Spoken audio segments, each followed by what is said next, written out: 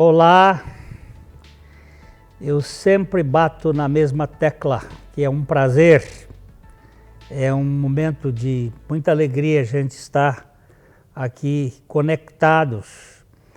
Eu por trás da câmera e vocês em frente, mas uma alegria muito grande a gente poder olhar o que Deus tem para nós, porque o objetivo desse programa Café e Fé é exatamente isto, a comunhão, o café, a gente tem muito isto em família, de sentar para tomar um café com os amigos, e fé, que é aquela realidade espiritual que vem do céu, que vem de Jesus.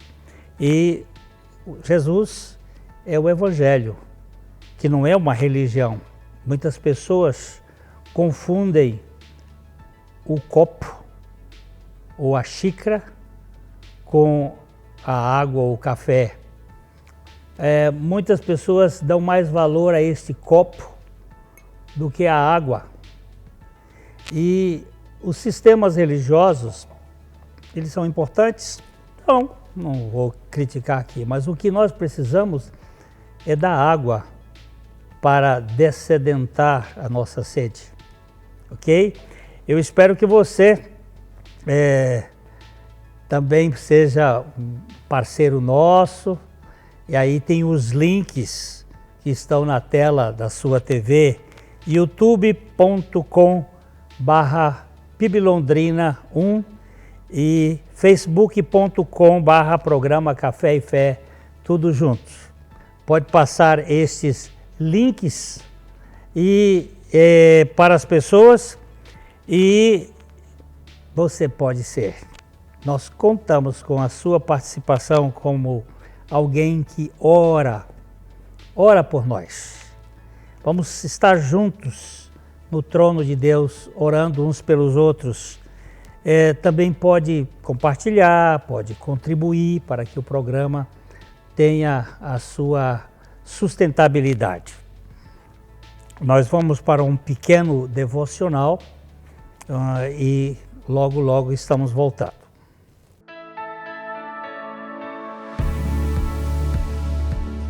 Bom dia, graça e paz, estamos aqui novamente, é uma alegria muito grande estar aqui com vocês. Nós estamos trabalhando com esse tema da Palavra de Deus, alegria, a verdadeira alegria, onde está a sua verdadeira alegria? E nós temos falado que a alegria genuína, a alegria verdadeira está numa pessoa que é Jesus Cristo. E se eu perguntasse para você, o mundo proporciona alegria para nós?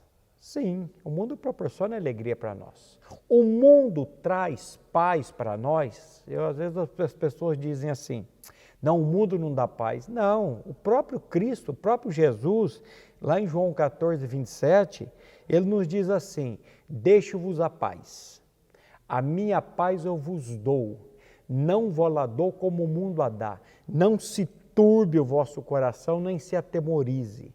Presta atenção no que Jesus está dizendo.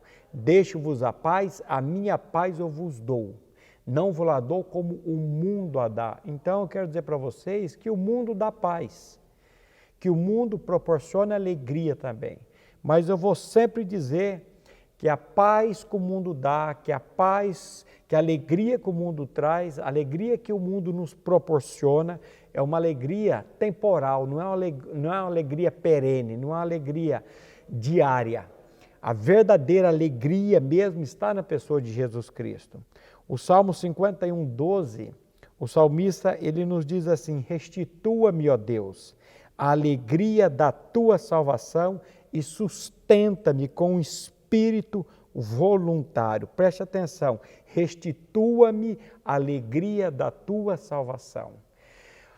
O maior ponto de alegria na vida de uma pessoa é a salvação gratuita, a salvação eterna que nós temos na pessoa de Cristo Jesus. O ponto da da alegria, ela está na nossa salvação. O salmista está dizendo aqui para Deus, restitua-me a alegria da tua salvação. A verdadeira alegria está no fato de nós estarmos e termos a consciência que nós somos salvos em Cristo Jesus. Eu vou dizer para vocês, a minha família me proporciona alegria, eu tenho uma neta maravilhosa que me proporciona alegria, eu tenho um ministério que me proporciona alegria, eu tenho uma casa que me proporciona alegria, eu tenho muitas coisas que me proporcionam alegria, mas a verdadeira alegria está numa pessoa. E essa pessoa chama-se Jesus Cristo. Ainda que eu perca a minha casa, ainda que eu perca o meu ministério, ainda que eu perca tudo, se eu tiver a pessoa de Cristo habitando em mim, a minha alegria vai continuar, porque a alegria do Senhor é a nossa força. Quando o apóstolo Paulo nos diz em Gálatas 2:20, eu estou crucificado com Cristo e vivo não mais eu, mas Cristo vive em mim, aqui ele está trazendo a centralidade da alegria. A verdadeira, a genuína alegria está na pessoa de Cristo e na obra que ele fez em nós, e a obra que ele fez por nós naquela cruz, em nos atrair no corpo dele, para que ali nós morrêssemos com ele. Quando ele foi ressuscitado ao terceiro dia, nós somos ressuscitados com ele e agora ele vem habitar em nós. Se alguém está em Cristo, é uma nova criatura. Eu quero deixar essa palavra com vocês hoje e quero que você pense nisso. A verdadeira alegria está numa pessoa e essa pessoa chama-se Jesus Cristo. Você tem uma Bíblia na sua casa, por graça, por misericórdia, tenha contato diário com alegria. Com alegria não, tenha contato diário com a palavra de Deus, porque é a palavra de Deus que nos vai proporcionar alegria. Que a graça e a paz do nosso Senhor continue abençoando a sua vida, sua, de toda a sua família. Até a próxima.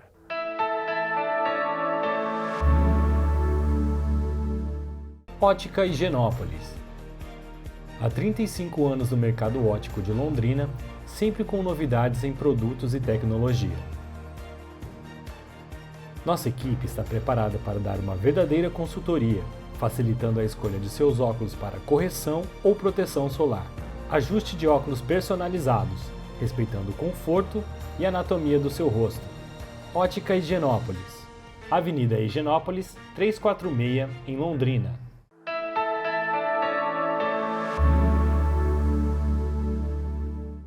Estamos caminhando numa série, os últimos dias. Se você perdeu algum deles, você pode ir para o YouTube, para o canal do YouTube, e você vai encontrar lá essa série. Eu quero agora orar com você. Nosso Pai, toma os nossos corações de tal maneira que eles não sejam capturados por esta cultura do momento, que as nossas mentes sejam cuidadas pelo Senhor, para não vivermos como biruta tonta, correndo, virando para um lado para o outro, mas permite que nossos corações e mentes tenham aquele direcionamento do Senhor, que nós possamos olhar para o alvo e não olhar para trás.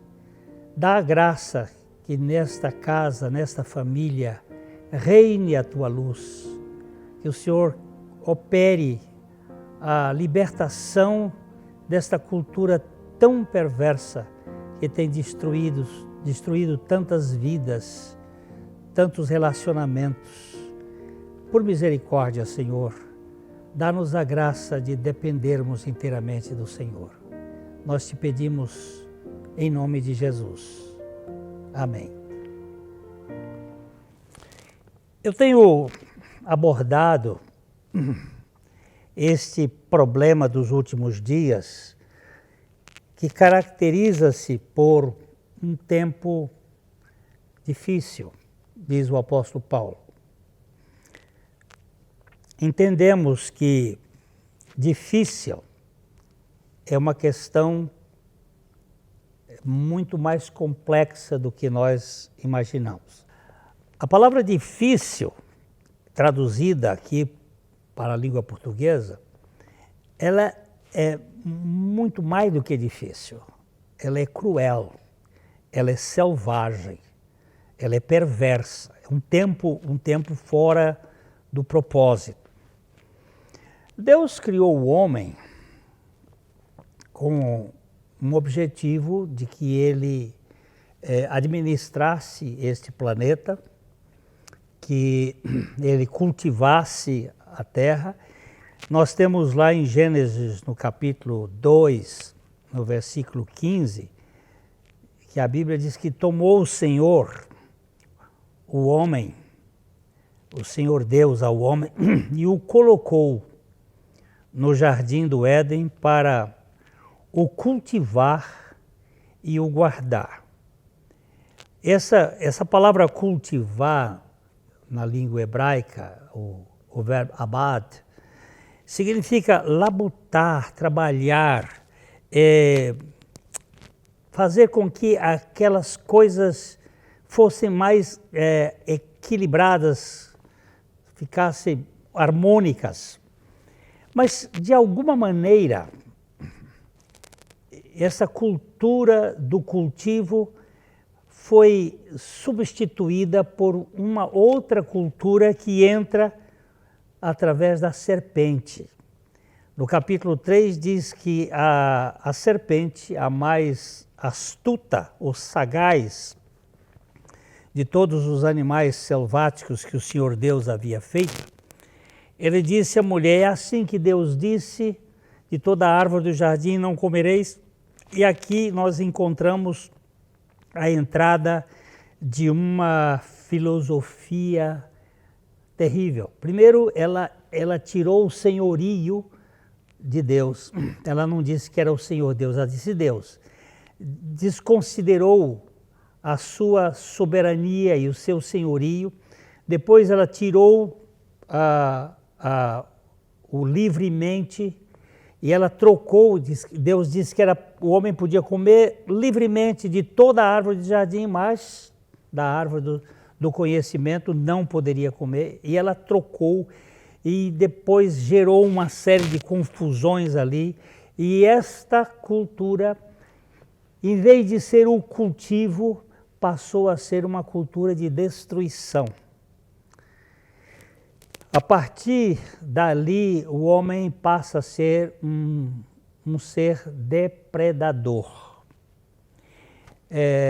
Destrói, derruba, invade, e aquilo foi crescendo e sempre fazendo do homem uma figura teomânica. Essa palavra que foi cunhada por um sociólogo da Universidade de São Paulo, da USP, ela é muito interessante. Theos significa Deus. Mânico ou mania é uma espécie de loucura por ser Deus, por ser onipotente, por ser absoluto, por ser controlador de todas as coisas. Em vez de ser cultivador, ele passa a querer ser controlador. E esta é a característica principal dos últimos dias, que, como já vimos, ele começa lá no sacrifício de Jesus Cristo e que vem em quase 2000 anos se tornando cada vez mais radical.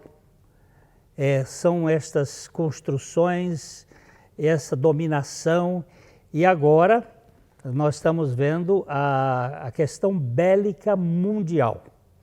Não mais será uma questão de destruição, matando o próprio homem, mas através de armas químicas, armas biológicas, armas à distância, em que você vai poder indo destruir o planeta em nome de uma construção de um novo planeta, um planeta melhor, menos gente.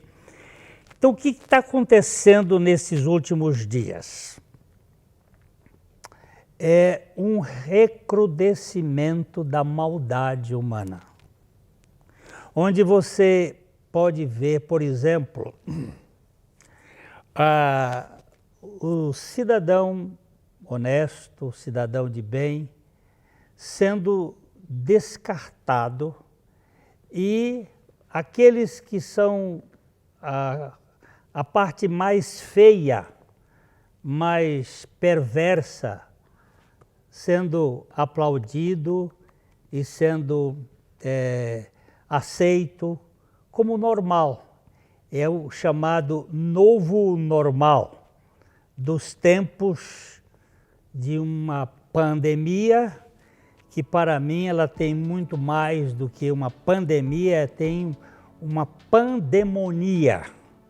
É uma dominação de uma cultura maligna sobre as pessoas, que acaba distorcendo os comportamentos, mudando a estrutura biológica das pessoas, violentando os relacionamentos familiares e trazendo um grande desastre para os relacionamentos das pessoas.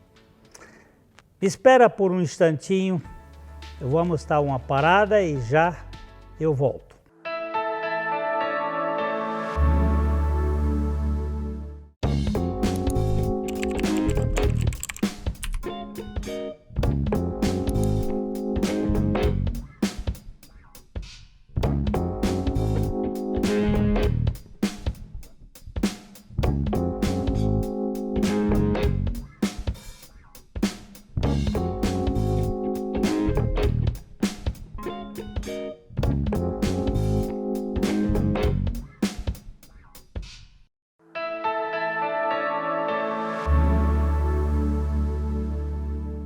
Eu quero chamar a atenção para um acontecimento.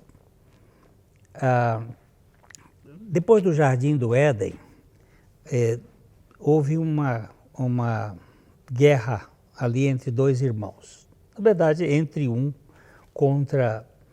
Caim contra Abel. Ele ficou brabo porque a sua oferta não foi aceita e a do seu irmão foi. Porque a do irmão correspondia ao modelo de Deus e a dele era o seu próprio esforço.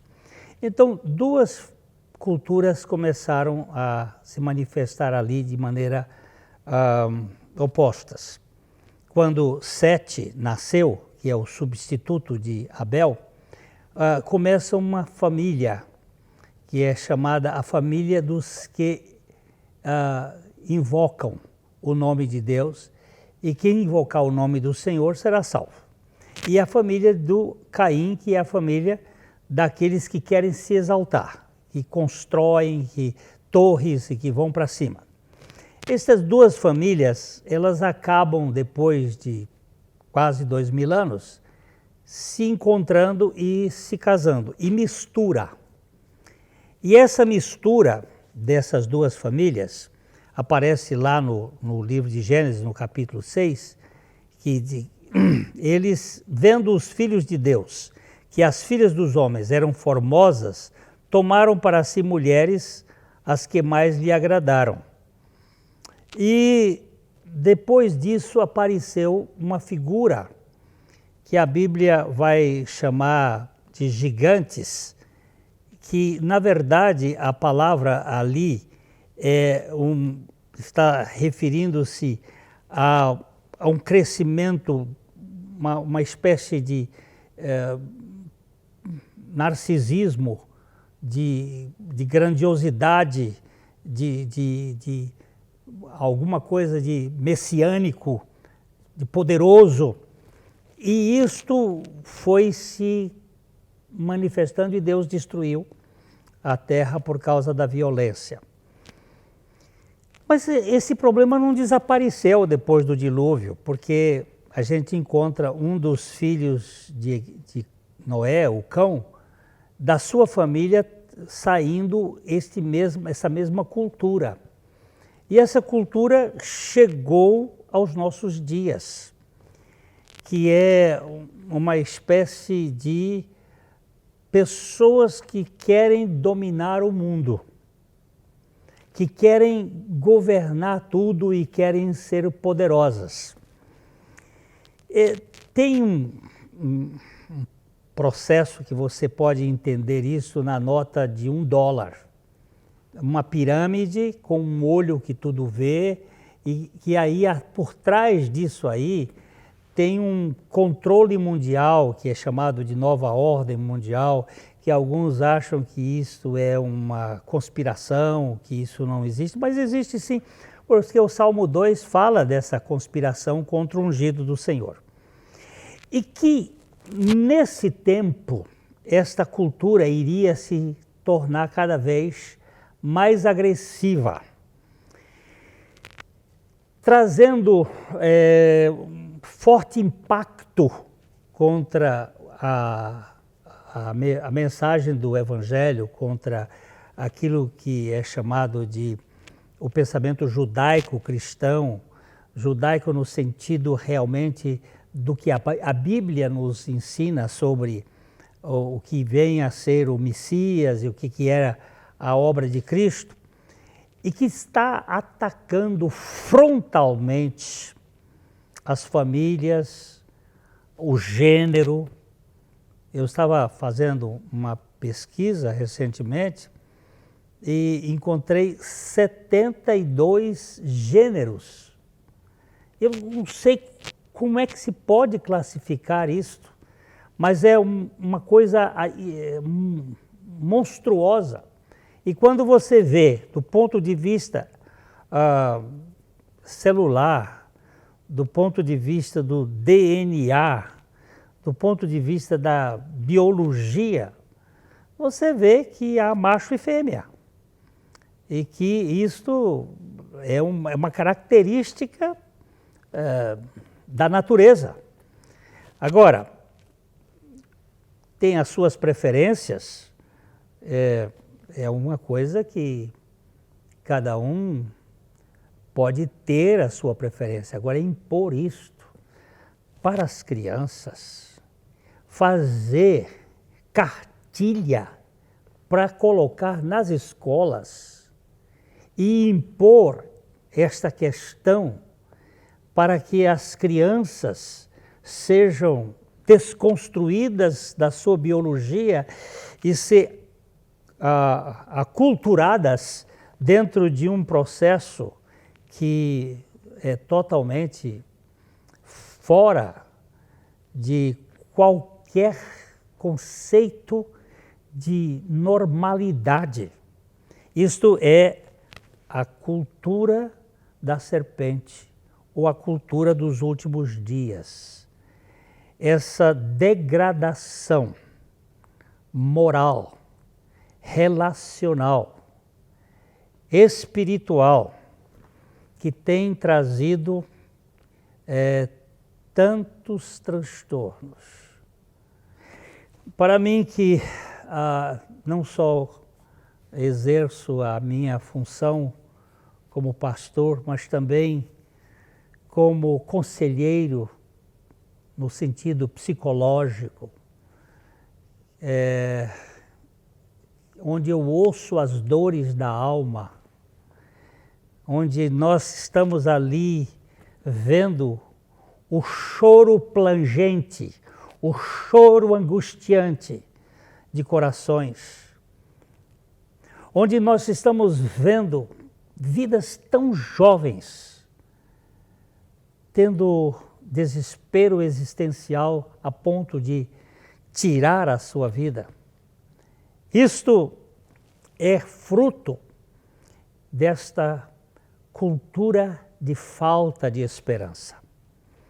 E fazer esse diagnóstico da cultura dos últimos dias, do que está acontecendo, eu só faço isto com o objetivo de dizer para você que nós temos uma solução para isto uma saída para o iclô. Este é o título de um livro de Sartre, o existencialista, pai, criador de toda esta crise, ele e tantos outros, mas um dos criadores. E o iclô é uma coisa, é uma espécie de lugar sem janela e sem porta, onde você não pode ter saída, esta cultura que você não tem esperança. E que eu vejo que há esperança. De todos os episódios do pecado, o mais radical é a morte, que a Bíblia chama de o salário do pecado. E a lápide na sepultura seria o termo final.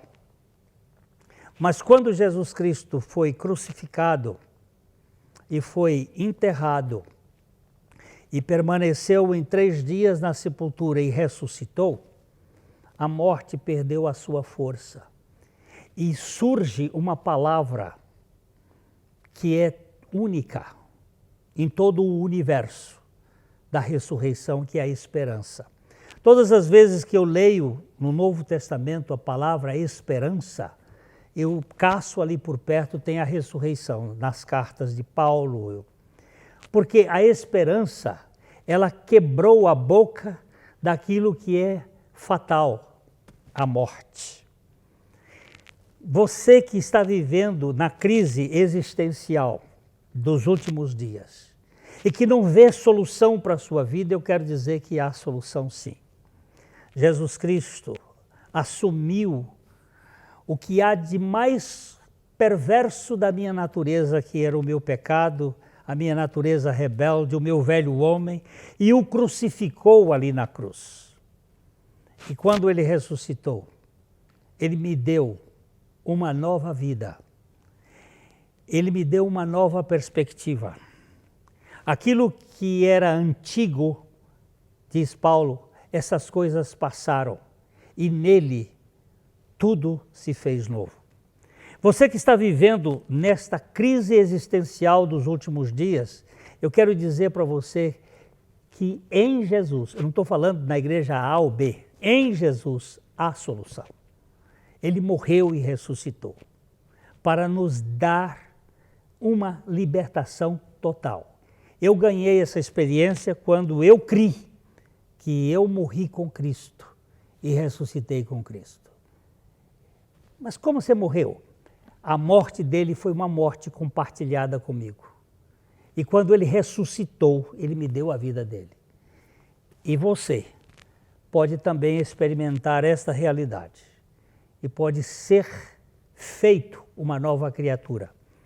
Você não precisa se submeter à tirania da falta de esperança, porque há no Evangelho um sol nascente, uma madrugada radiante, uma nova esperança. Cristo Jesus pode ser a realidade na sua vida.